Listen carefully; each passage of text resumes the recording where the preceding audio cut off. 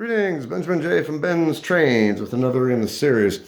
Well, another amalgamated motor made completely out of junk. Now, I just got this assembled, so I want to do a quick video. As you can see, I've done the E-unit bypass, so it runs forward only. Now, you notice it has mismatched wheels.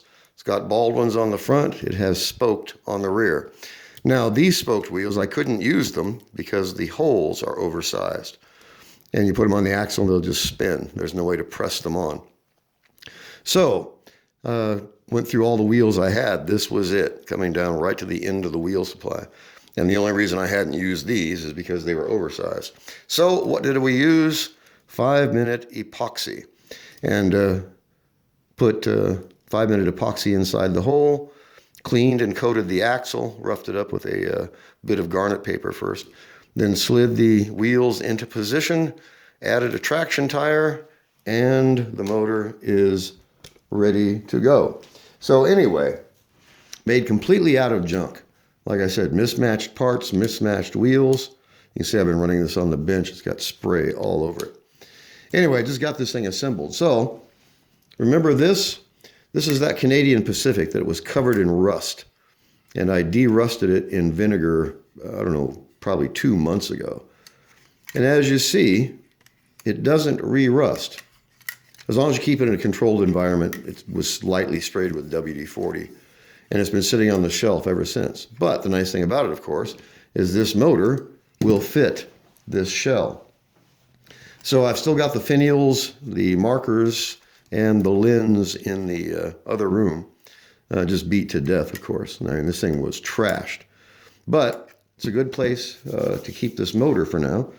And since it's set up for this motor, it is the logical shell to use. So before your very eyes, we're going to assemble a Marx locomotive out of complete junk. And that's all you can say about this. This was junk, all of it. All right. Put one screw in there. Even have mismatched screws in it. But the thing is, it's functional. And it's made completely out of parts out of the parts box. And some of the worst parts I had. That's why they were still in the parts box. I hadn't used them for anything. So with that small amount of effort, we have a new locomotive. So let's put this on the rail. Pull the camera off the tripod. Get the tripod out of the way. Give me a second here. All right. So let's see how this runs. So a Marx Canadian Pacific made completely out of junk parts.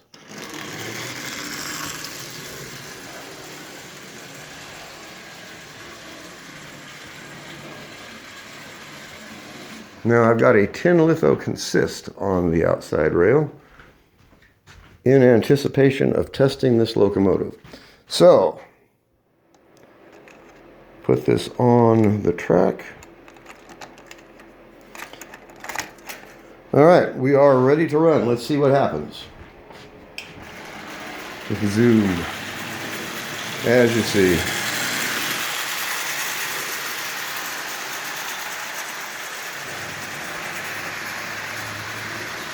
Okay, that's 40% power. I want to take it easy on that epoxy on that axle. It's only been on there for about 2 hours, if that.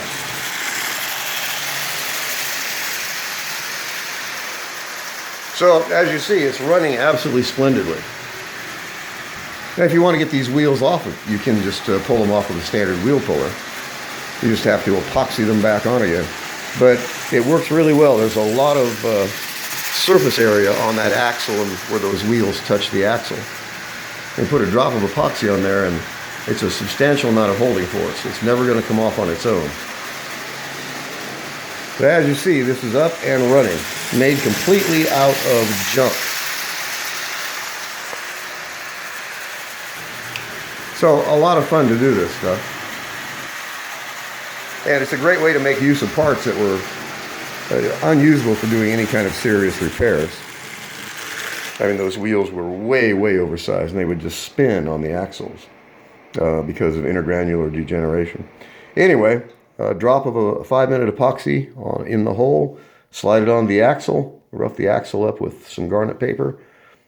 It's bonded on there. It's never going to come off on its own. It locks it on there real tight. You'd have to use a wheel puller to get it off. But in the meantime, I have a new locomotive made entirely out of junk, of course, but put the finials back on this and spray paint it, and you've got a virtual new Canadian Pacific.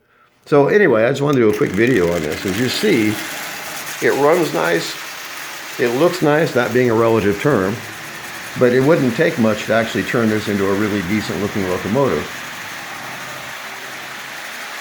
A couple of minutes to spray paint it, mask it off, clean it up, put the finials back on it, put the lens back in it, and you have a new locomotive.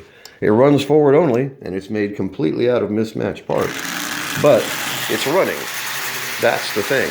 And not only is it running, it's running just absolutely splendidly. Like I said, that's 40% power. And you can see that's more than fast enough.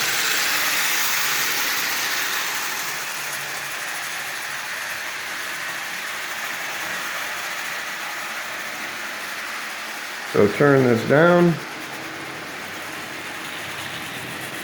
So it's far from perfect, but like I said, all I've got to do is put the finials back on it, spray it, and have a new locomotive. In this case, made entirely out of junk parts. Not only junk parts, mismatched junk parts. But it's running. That's the important thing. So anyway, I just wanted to do a quick video on this. Don't overlook the junk. Once you know how these things work, you can have them running in a matter of minutes. And if you have a supply of parts, a wheel puller, and a wheel press, you can fix anything you can find. And in this case, now it's just cosmetics. It's running perfectly. So just a quick video. As always, if you have any questions, feel free to drop an email. BENZTRAINZ@gmail.com. And as always, thank you for watching.